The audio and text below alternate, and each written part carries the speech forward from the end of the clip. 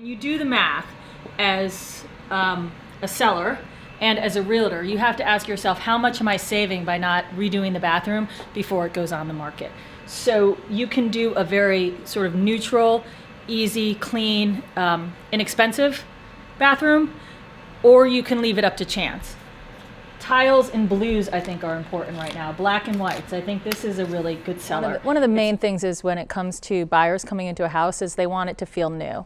It might be your old house, the person living in it and selling, and you might think to yourself, well, you know, I'm moving on, but you have to also think about what your house means to the person who's going to buy. And one of the biggest things that we say to people who are going to list or put their houses on the market as an interior designer is to walk the place and make sure that the decor and the newness of the furniture, or the period of the furniture, really matches with today's buyers. We're inside one of my clients' houses, and it's a colonial house, and so it makes sense that everything is going to be a little bit more traditional than it would be modern. But in a space like this, as you can see, there's just a lot of the client's collection. So one of the things that is really important, again, is to start to edit and decide what's really important to show, what's really important to put away.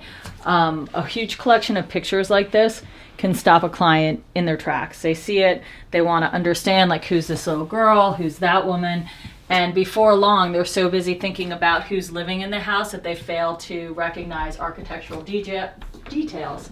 I think that's one of the biggest tricks. You take something out of the house, you store it, you put it away for a while. It serves two purposes. It cleans the house and allows there to be room and opportunity to grow from a buyer's perspective. So one of the things that you can help a client with is drawing a client's eye to a particular spot in the room. And for example, these chairs could disappear in a really big environment like this, but what we can do, and of course what is an amazing tip and an easy one, is add color pops where you can to draw sellers' attention. So that's a really good fit for this chair, and it's some new colors and it's bright and it sort of makes the room feel happy. We can go to another pillow, probably a little bit harder to get the scale of the chair and doesn't really show it off as well. This could be potentially a modern take on the chair and updating it to what a modern seller might want in terms of bringing in an aesthetic that may be a little more youthful than what the interior design around it looks like. And here's another sort of nice velvety pillow. The nice thing about pillows is they change the style of something with a very simple adjustment, and you can interchange them in different rooms and places.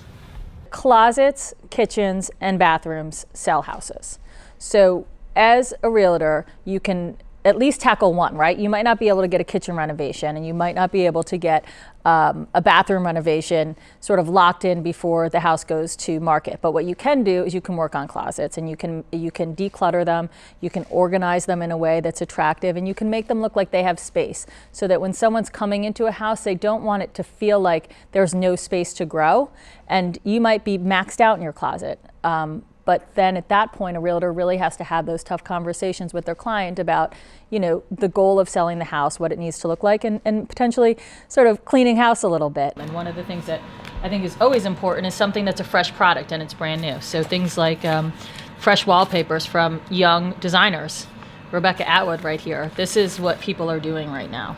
Having something like this brand new element of style in your home creates a feeling of newness that you can't get from the house that's been on the market for several months.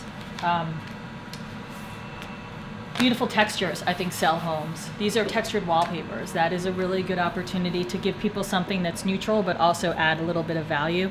When buyers come in and they see that you spent the money, they respect it in a way that increases the likelihood that they're not going to fight you back on the price. Buyers who are coming in, they want their house to feel new, and they want it to also have high-end luxuries to it. So if you can't, let's say, have the pool, you have to think of other things that could add to the value of the home. And wallpapering's done in the right colors and the most current colors, I think, is a great idea. And doing some customized pillows, make it be something that nobody else has. And one of the things that opens you up for is to use different pops of color and to decide what colors work with what you have, what colors are in the market and the trend today. For example, Pantone puts out a color Pantone puts out its color of the year, and the idea behind that is really genius because it is saying to consumers, buyers, the same message, that this is the hottest color of the year. This is what people are gravitating toward. So if you can incorporate some of the colors that are popping and trending, I think you can go a long way, and I think that people will feel good about that. Here, for example, is one of the popular colors that came out of 2019, this salmon color. So doing pillows in this, maybe a white background and then this color, automatically gives people what they've been seeing for the last year, reinforced maybe in magazines or in their own style. So salmon right now is pretty cool. This gives you a traveled feel. People coming into your home suddenly resonate with international travel, bright colors, vibrancy, life. Pillow pops are the easiest way to accomplish that, and they're the easiest way to create a unique experience that a buyer will remember when they're trying to evaluate what they liked about certain houses. So this is very popular right now. People love this, seeing these things in their homes. These are ceramic tiles, and they look like wood. They're faux wood. They're easy to work with. They take a lot of hard wear and tear, and the value of them is very inexpensive. So if you wanted to potentially assess what kind of flooring you have in your house before you go to sale, I don't think any of this is a bad idea. There's a lot of wall-to-wall carpeting that is deal breakers for people, and if you can suggest to your client, work with a designer, work with a stager, these are some of the things that I really want to go through the process with you on so that we can sell. That's always some kind of fun stuff. And of course, color.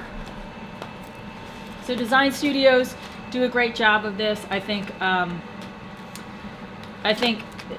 studies do a great job of this, telling people what sells. Like you just don't. The beauty of statistics and the beauty of research is that even with your own creative mind, you can still get to the point that you know is 100% accurate in what people want based on percentages. So if people are gravitating toward a blue and a company is selling it more often than not, then these are the colors that you want to choose from when you have your client choose to repaint their homes. Don't go with anything too bright, anything too bold, but provide color where a room can take it and where it can add drama. For example, some small libraries or a den that you might be staging, you might really want to go with this cozy dark feeling. Right now, black and white is huge, and people are pushing the boundaries on what they consider dark. So the charm of this room from a stager's perspective is that it has a lot of natural light, and there's an opportunity to view everything around you. For me, of course, the first thing is there too much to see? And the answer is yes. In a staging situation like this, I think one of the nice things that we could do is start with areas where we see collections of stuff that don't have a belonging, like don't have a home. They need to either find a home, or the homeowner has to think about maybe getting rid of or donating some of the product. For example, like a basket like this. If you don't have space for it in your house, it's likely that a homeowner or a new buyer would not have space for it, and they would feel the sensation of things being tight and constricted in your space. So a room with natural light, you could get rid of this whole pile here, open these up, see what's inside, because you might want to say something to a potential buyer that is a suggestion about how much storage a place has. And if you open these and they feel cluttered, the reaction for a seller or the reaction of a buyer might be a lot. So with a room like this, it has tons of potential and tons of natural light. It's really important to get the feel of it right, because this would be a place that could sell itself. And in order to do that, the best thing we could help this potential seller with is removing a lot of the extra tchotchkes. One thing that we could help the seller with would be to sort of edit and remove a layer of personal items so that the buyer can really get down to the beauty of the space and how much furniture can and can't fit here. So we do know that we can definitely get a nice seating arrangement. A lot of the things on the tables I would remove. I'd likely remove a lot of these lilies. Is the lighting in the house old? Does it actually have the right color that you're looking for? You know, there are differences between LED lights and incandescent lights. And I think one of the important things that a lot of people don't think about is, are all the light bulbs the same? You know, is one lamp telling a different story than the other lamp, because again, we're trying to create an ambiance and a feeling for a buyer. So the opportunity to bring in lighting where there might not be any, to change overhead lighting that may be old and dated, for example, in a dining room or in a formal living room, a hallway. That's a really big part of the moment that someone will walk into a house. And as a realtor, I think you do have that opportunity to talk with your client and just get them to think about the currency or the period of their lighting and how much more or less they need. So I think one of the things that staging with really good window treatments does is allows you to solve a problem of potential bad view, nice light.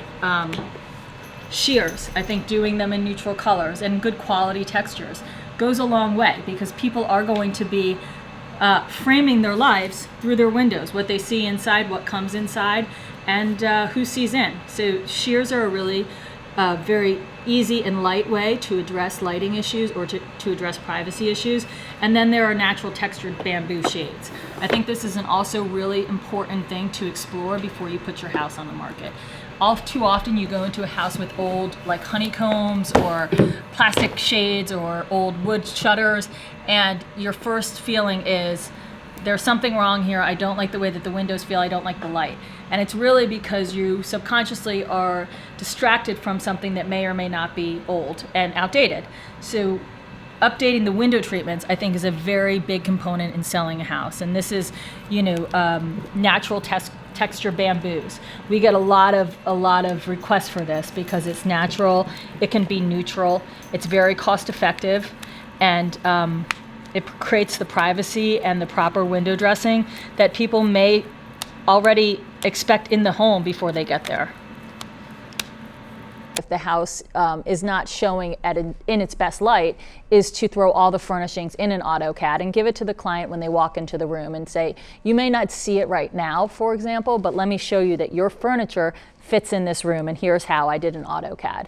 I think that's another very effective tool in selling in a house that's not staged. So now when we're finding that people want more open floor plans and they want kitchens with living rooms, and they don't necessarily want a huge dining room or a formal dining room because they're not going to use it, I think a realtor has an opportunity when they're talking to a homeowner to identify places where you could recreate a space or rethink it. Again, a formal dining room, if it's a family house and you have an eat-in kitchen or a big open kitchen, maybe that dining room becomes an intimate library. Maybe it has a desk, and maybe it has chairs and a dining area where you can have a unique dining experience, but the room also has an opportunity to become more multi-use. And when people are thinking about their family, growth, how they're going to use the space, the more information you can give them or the more you can create the story, the better I think the experience for the buyer is going to be.